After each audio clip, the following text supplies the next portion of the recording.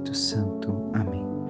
O anjo do Senhor anunciou a Maria, ela concebeu do Espírito Santo. Ave Maria, cheia de graça, o Senhor é convosco. Bendita sois vós entre as mulheres. Bendito é o fruto do vosso ventre, Jesus. Santa Maria, Mãe de Deus, rogai por nós, pecadores, agora e na hora de nossa morte. Amém. Eis aqui a serva do Senhor, faça-se em mim segundo a vossa palavra. Ave Maria, cheia de graça, o Senhor é convosco. Bendita sois vós entre as mulheres, e bendito é o fruto do vosso ventre, Jesus. Santa Maria, Mãe de Deus, rogai por nós, pecadores, agora e na hora de nossa morte. Amém. O Verbo divino se fez carne e habitou entre nós. Ave Maria, cheia de graça, o Senhor é convosco. Bendita sois vós entre as mulheres, e bendito é o fruto do vosso ventre, Jesus. Santa Maria, Mãe de Deus, rogai por nós, pecadores, agora e na hora de nossa morte. Amém. Rogai por nós, Santa Mãe de Deus, para que sejamos dignos das promessas de Cristo. Oremos, infundi, Senhor, em nossas almas a vossa graça, como vos pedimos, para que nós, que pela anunciação do anjo viemos a saber o mistério de vossa encarnação, paixão e morte de cruz, cheguemos um dia à glória eterna dos céus, pelo mesmo Cristo, Senhor nosso. Amém. Caríssimo irmão e irmã, hoje celebramos a memória de São Bernardo, justamente abade, doutor da igreja, doutor melífluo, porque suas palavras pareciam como mel, de tão doces e suaves que tocavam a todos aqueles que o escutavam.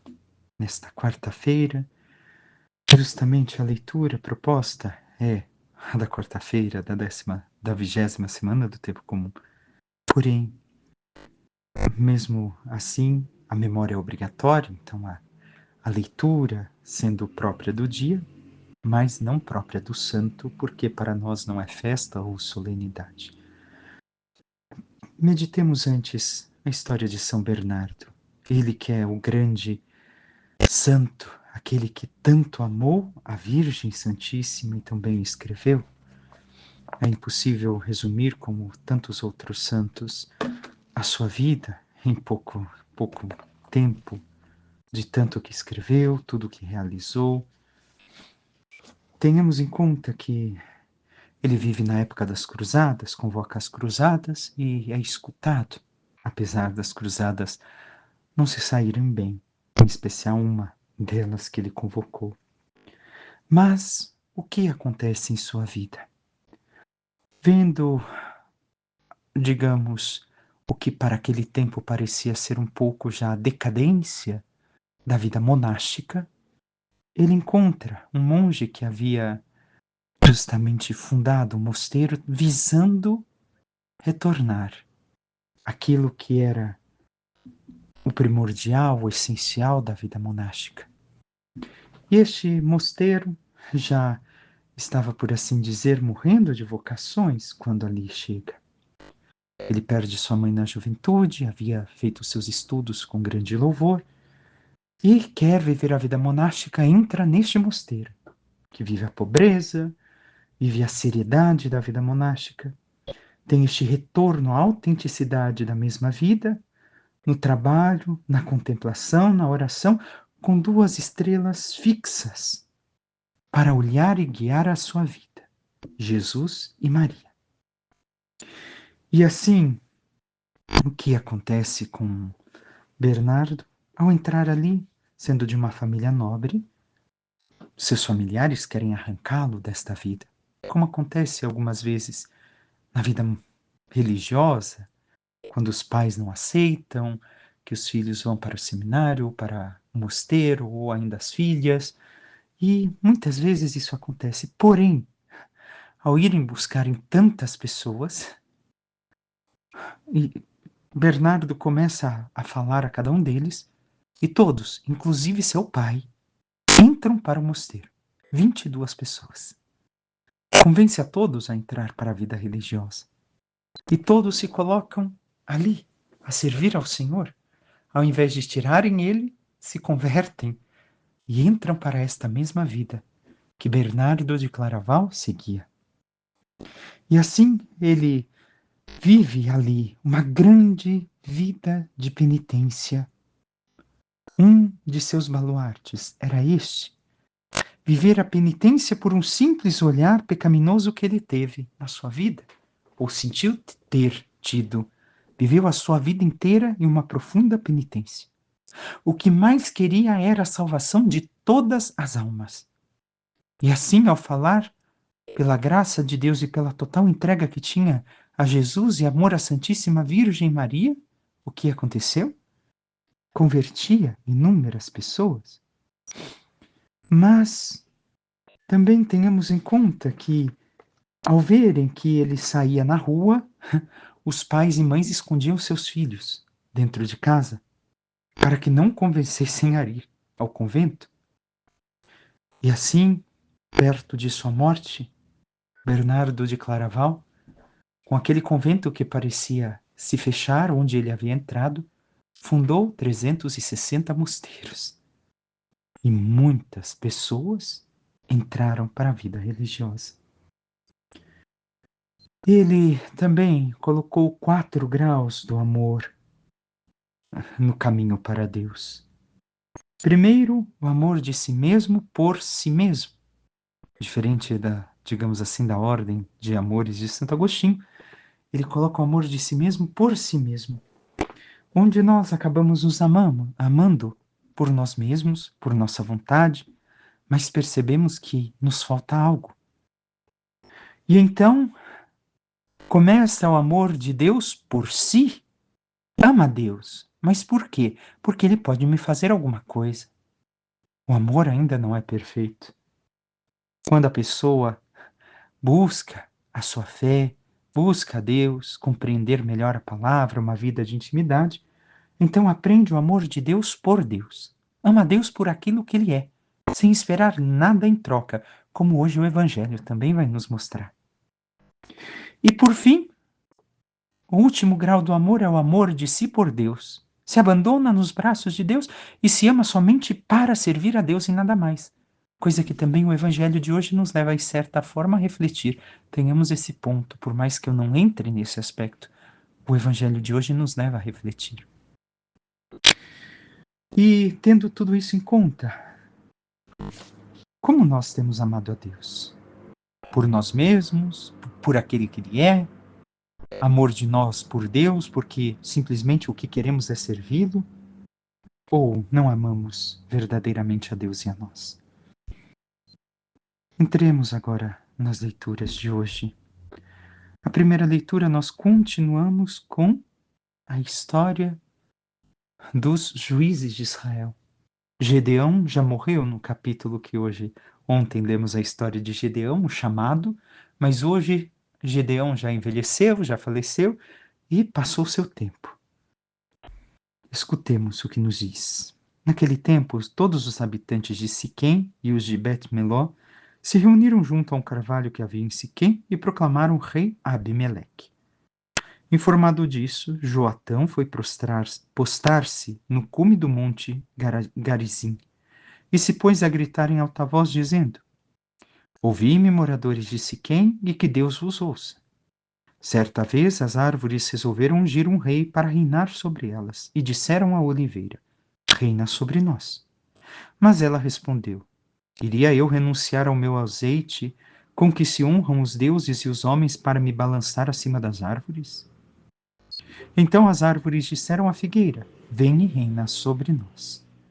E ela lhe respondeu: Iria eu renunciar à minha doçura e aos saborosos frutos para me balançar acima das outras árvores? As árvores disseram então à videira: Vem e reina sobre nós.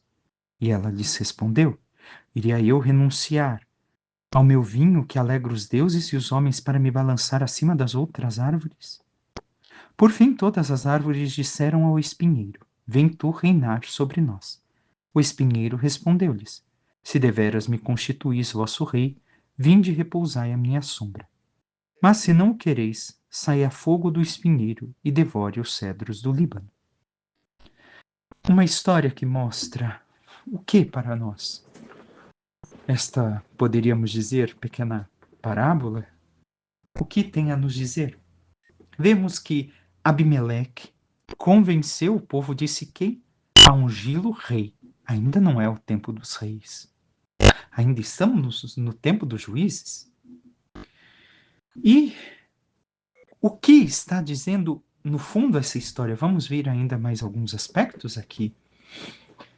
Que ninguém deveria de ter pretensão de ser o rei de Israel. Porque o único rei é o Senhor Deus de Israel. Recordemos, sempre alguém reina sobre nós. E se não reina sobre nós a vontade de Deus, nós deixamos que reine sobre nós as vontades humanas ou outras pessoas, os governantes desta terra. Não podemos dizer que existe uma anarquia. Mentira. Não existe. Nós sempre escolheremos alguém que reine sobre nós, como diz a história das árvores. Então, só pode ser rei de Israel o Senhor Deus ou aquele a quem ele escolheu ungir, não qualquer um. E aqui está Abimeleque, movido pela, digamos assim, pela vontade do poder e de comandar, e não por uma atitude de servir. Já está aqui o erro. Quer mandar, quer ser o superior e não servir. Infelizmente, encontramos tantas vezes isso entre nós. Não deveria de existir na igreja. Mas tem alguns, quisera foram poucos, mas infelizmente parece que cada vez mais se expande, que querem reinar por reinar. Não querem servir, querem o poder pelo poder. Para mandar, para ter um título. E quando perdem, até somem da igreja, nunca mais aparecem. Não é para isso que o Senhor Deus nos chama, mas nos chama para servi-lo.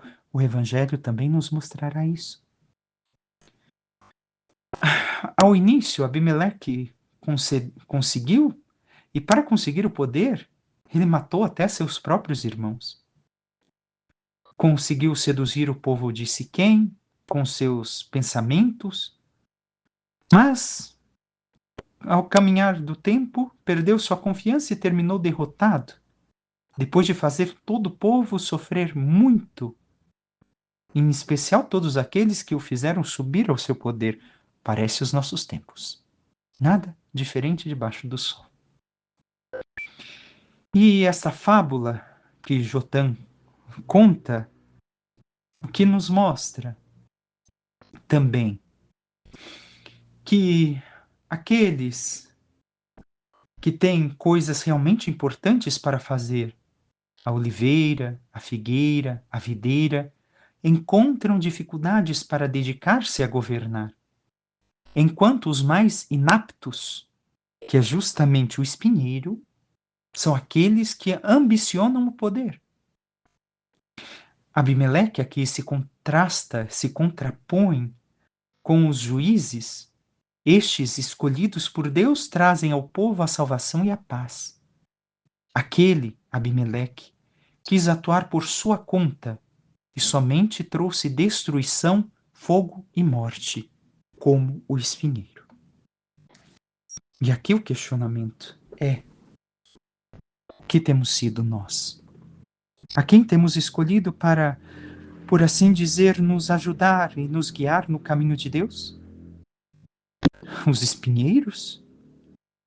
Temos realmente querido que o Senhor Deus nos governe e que Ele nos conduza através daqueles que Ele escolhe? Ou nós queremos escolher aqueles que querem ou demonstram um certo poder e que podem causar a destruição de nossa alma? Passemos pelo Salmo brevemente. O Senhor, ó Senhor, em vossa força, o Rei se alegra. Assim deve de ser. Na força do Senhor deve de estar a nossa alegria, e não em nós mesmos, e não nos fatos humanos. O Evangelho de hoje, passamos ao capítulo 20 de São Mateus, mas não podemos prescindir do capítulo 19, que brevemente tocaremos alguns pontos muito rapidamente, que meditamos estes dias, para compreendermos melhor a parábola que Jesus nos diz hoje. Naquele tempo disse Jesus aos seus discípulos esta parábola: O reino dos céus é como a história do patrão que saiu de madrugada para contratar trabalhadores para sua vinha. Combinou com os trabalhadores 1 moeda de prata por dia e os mandou para a vinha. Às 9 horas da manhã, o patrão saiu de novo, viu outros que estavam na praça desocupados e lhes disse: Ide também vós para a minha vinha, e eu vos pagarei o que for justo. E eles foram. O patrão saiu de novo ao meio-dia e às 3 da tarde fez a mesma coisa. Saindo outra vez pelas 5 horas da tarde, encontrou outros que estavam na praça e lhes disse: Por que estáis aí o dia inteiro desocupados? E eles responderam: Porque ninguém nos contratou. O patrão lhes disse: Ide vós também para a minha vinha. Quando chegou a tarde, o patrão disse ao administrador: Chama os trabalhadores e paga-lhes uma diária a todos, começando pelos últimos até os primeiros. Vieram os que tinham sido contratados às 5 da tarde, e cada um recebeu 1 moeda de prata. Em seguida vieram os que foram contratados primeiro e pensavam que iam receber mais. Porém, cada um deles também recebeu 1 moeda de prata. Ao receberem o pagamento, começaram a resmungar contra o patrão. Estes últimos trabalharam 1 hora só, e tu os igualaste a nós, que suportamos o cansaço e o calor do dia inteiro. Então o patrão disse a um deles: Amigo, eu não fui injusto contigo. Não combinamos 1 moeda de prata? Toma o que é teu e volta para casa. Eu quero dar a este que foi contratado por último o mesmo que dei a ti. Por acaso não tenho o direito de fazer o que quero com aquilo que me pertence? Ou estás com inveja porque estou sendo bom? Assim os últimos serão os primeiros e os primeiros serão os últimos. Palavra da salvação, glória a vós, Senhor. A última frase de hoje nos remonta ao evangelho que escutamos ontem. Por isso, é continuidade, é explicação daquilo que ouvimos. Tenhamos em conta, Jesus inicia o capítulo 19 já falando da entrega, da doação. Começou o capítulo 19 falando do matrimônio, a sua importância, a entrega, quem é chamado deve de vivê-lo em profundidade. Passou depois ao jovem rico e pede a total entrega a Deus, abandonando, e viu na alma daquele rapaz que praticava os mandamentos o apego à avareza. E ao fazer a proposta, este jovem rico que perguntava o que devia fazer, achava que fazendo ele alguma coisa conquistaria o céu, Jesus mostrou e ele não entendeu que o que salva é a bondade de Deus. O homem por si só não salva. Nós, por nós mesmos, não conseguimos salvar-nos. É Deus, com a sua graça, nós contribuindo, obviamente, que nos salva.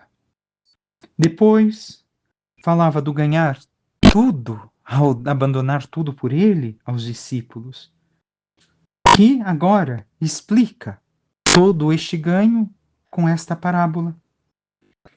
Vamos ver diversos aspectos. Um primeiro ponto que nós podemos compreender é que Deus distribui seu amor e para nós é ilógico o modo dele distribuir o amor, como vemos nesta parábola. Distribui igual a todos. Humanamente, isso parece ilógico. Mas a parábola inicia com os primeiros chamados ao início da manhã, depois ao longo das horas do dia. Primeira coisa que Deus mostra ali, Jesus nos mostra, é que ninguém é inútil na vinha do Senhor. E a recompensa que vai ser dada a cada trabalhador não é o quanto se faz, pelo quanto se faz, mas o simples fato de ir trabalhar na vinha, de ter uma vida plena em Deus. O Senhor quer dar a vida plena a todos, não importa o quanto se aproxime dele, se antes ou depois. Mas por si só, o estar na vinha do Senhor já é o grande prêmio, já é o grande ganho.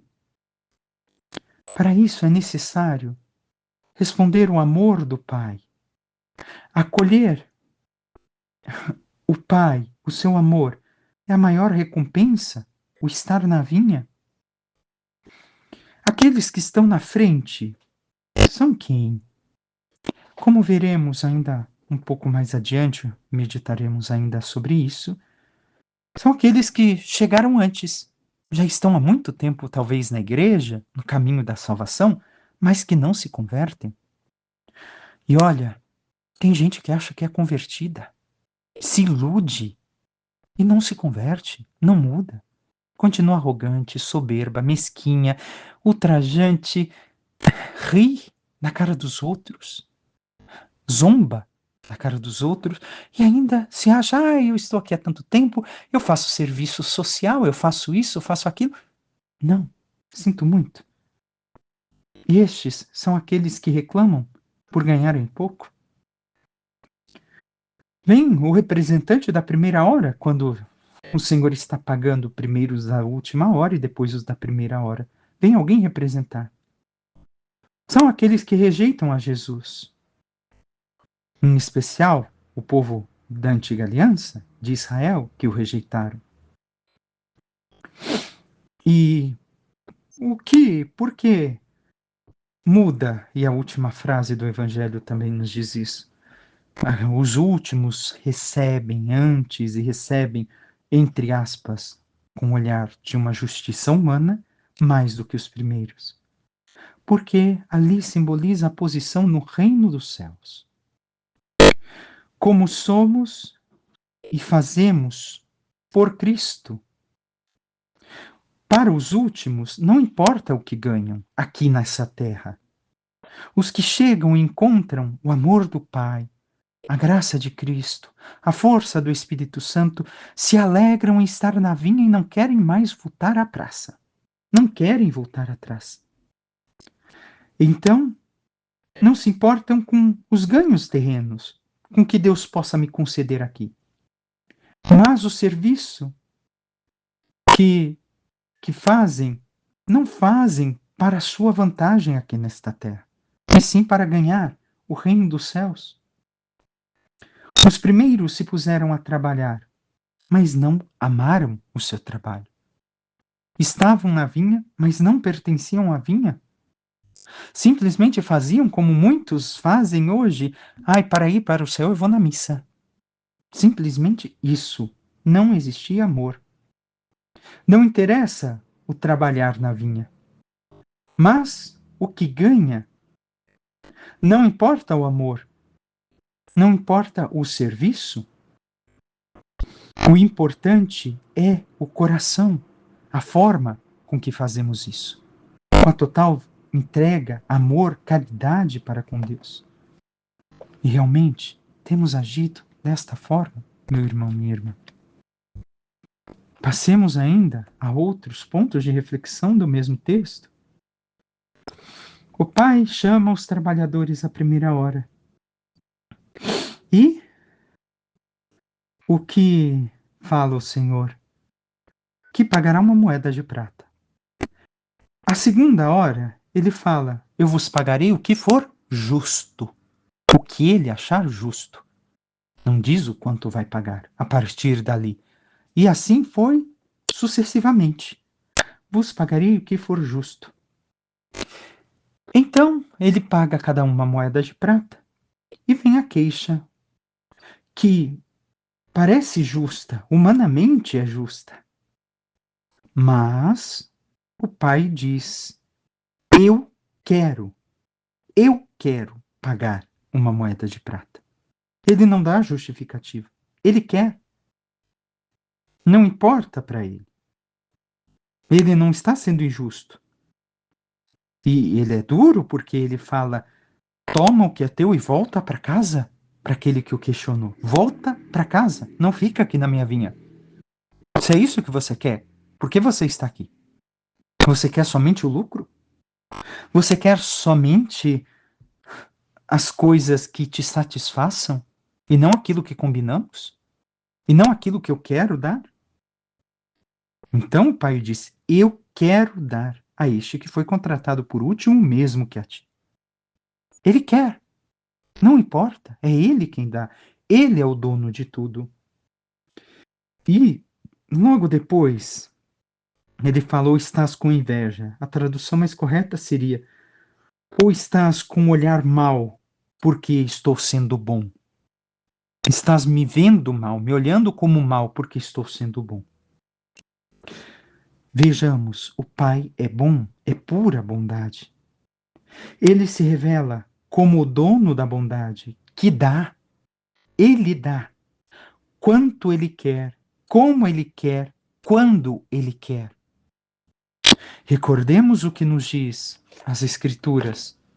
Todos pecaram e estão privados da graça. Então o Pai dá a cada um conforme ele quer. Ah, mas fulano entrou agora na igreja e recebe mais graça do que eu. Que coisa é essa? Como que... Espera, ele quer, é dele. Ah, fulano tem dom, eu não tenho. Ele quer. O que importa é estarmos na vinha. A graça maior já é estarmos com o Senhor e estarmos com Ele há mais tempo. O fato de nos chamar já é pura graça.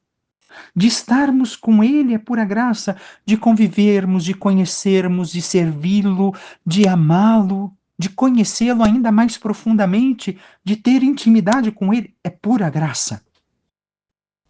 Tudo é graça.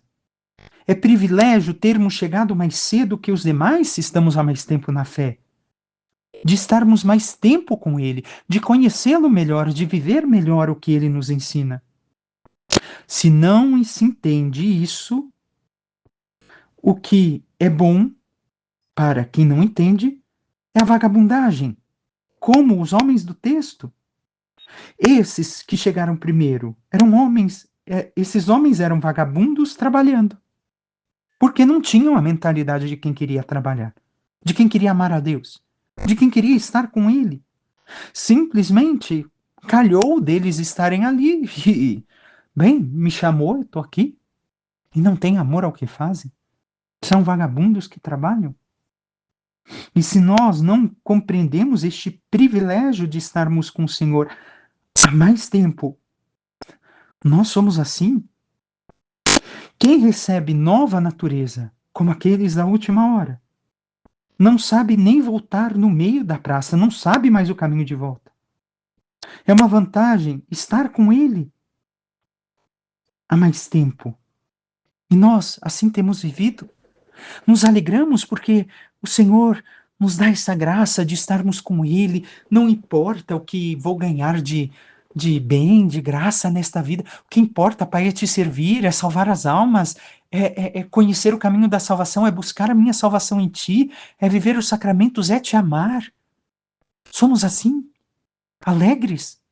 Esperamos recompensas, reconhecimentos da parte do Senhor. Poxa, Pai, eu estou aqui na vinha, o Senhor só me deu esse pouco? Eu tinha que ter mais que os outros? Porque, afinal de contas, eu estou há mais tempo aqui, tantos anos. É assim que estamos? Como vagabundos que calhou de trabalhar e que não amam estar na vinha do Pai, estar na vinha do Senhor, servindo e alcançando a salvação que o Senhor oferece? Queremos simplesmente viver a vida daqueles que estão nas praças, ou seja, fora da vinha do Senhor, e só nos iludimos na vinha do Senhor porque achamos que vamos ter alguma recompensa a mais. Não sejamos assim. Olhemos para aquilo que o Pai nos deu, a pura graça, o privilégio de estar com Ele há mais tempo, e nos alegremos de estar com Ele. Isso basta. Não busquemos vantagens neste mundo, mas sim o amá-lo cada vez mais, conhecê-lo mais profundamente e sabermos que o que importa é estarmos com Ele um dia na sua glória, no reino dos céus, que é a moeda de prata. Aquilo que Ele dará a todos que o servirem de coração, que o buscarem com total entrega, como criaturas novas. Peçamos à Santíssima Virgem Maria, nossa Mãe, que nos ajude a nos desapegarmos de nós mesmos, a desapegarmos da vontade de buscarmos vantagens, privilégios da nossa vida neste mundo e a reconhecermos o privilégio da graça de Deus que nos é dada, de estarmos com Ele, de servi-lo, de amá-lo, de buscar assim cada vez mais aprofundar a nossa intimidade e via de amor ao Senhor, para que vivendo tudo aquilo que Ele nos ensina e amando cada vez mais a Ele e a servi-lo, mereçamos um dia receber a recompensa eterna de suas mãos. Louvado seja nosso Senhor Jesus Cristo, para que sempre seja louvado. Por intercessão da Santíssima Virgem Maria, de todos os santos e anjos de Deus, desça sobre vós, vossas famílias, vosso trabalho e tudo que vos pertence, a bênção de Deus Todo-Poderoso, que é Pai, Filho e Espírito Santo. Amém. Um santo e abençoado dia a todos.